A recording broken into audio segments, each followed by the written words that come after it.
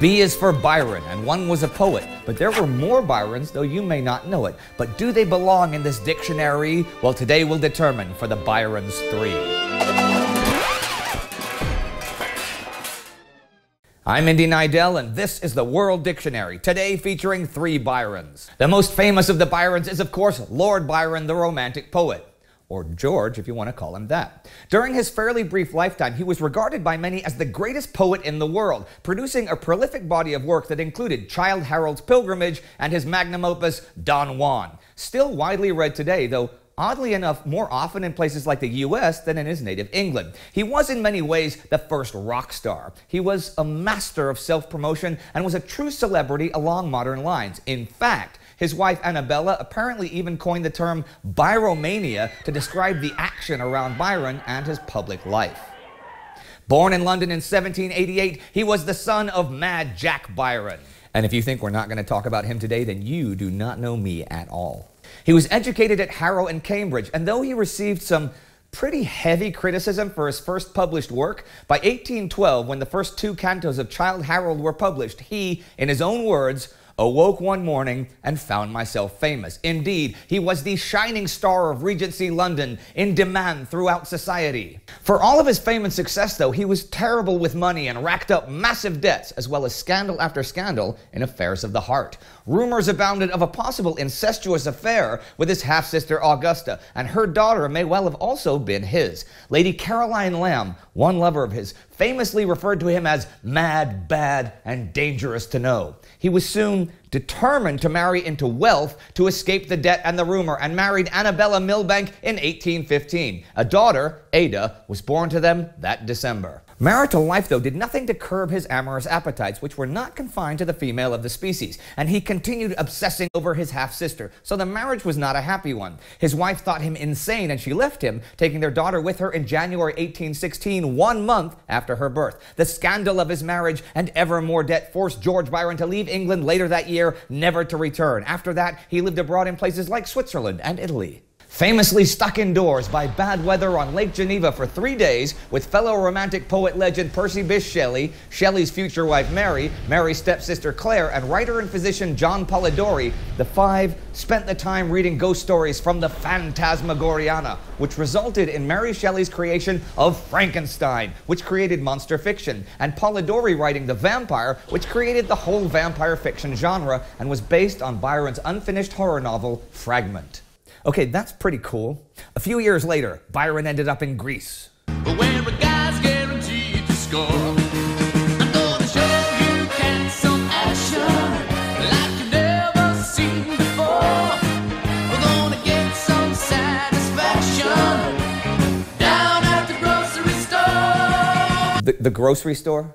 Really? The grocery store?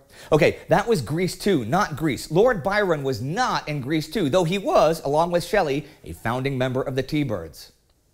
Hey, I wonder if Mary Shelley was in the Pink Ladies. Was Mary Shelley in the Pink Ladies? I have no idea. Okay, well, Mary Shelley could have been in the Pink Ladies. Go Rydell High. Anyhow, Byron went to Greece, the soon-to-be nation, and he became a Greek national hero fighting in the Greek War of Independence against the Ottomans. It was there that he died, young and tragically, of illness. The world was shocked, and even today, he's still revered in Greece. He came out of the darkness in the middle of the night, blazing like a mother with a fist of dynamite. Once again, that was Greece 2, though I have to admit the sentiment is pretty accurate, since if anyone was blazing like a mother, it was Lord Byron. But why is he in the dictionary? I'll get there, because there are 2 more Byrons to consider. There was George's father, John Byron, known as Mad Jack. Mad Jack was the son of Vice Admiral Foul-Weather Jack Byron. These guys have awesome nicknames.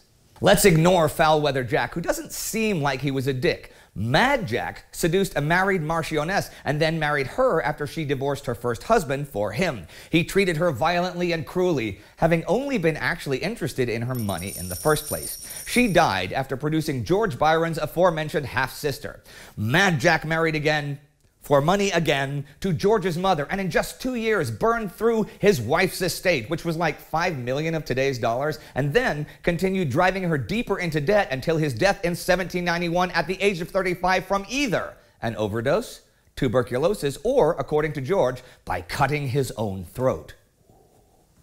George's great uncle and the brother of Foul-Weather Jack was William Byron and was known as the Wicked Lord and the Devil Byron, which sort of sums him up right there. He was the 5th Baron Byron and passed his title to George when he died in 1798. By then, he had earned his nicknames, killing a relative in a duel over either which one of them had more game on his estate or which was the better way to hang game, depending on which source you believe. That's a stupid reason for a duel any way you slice it. He was found guilty of manslaughter and had to pay a small fine.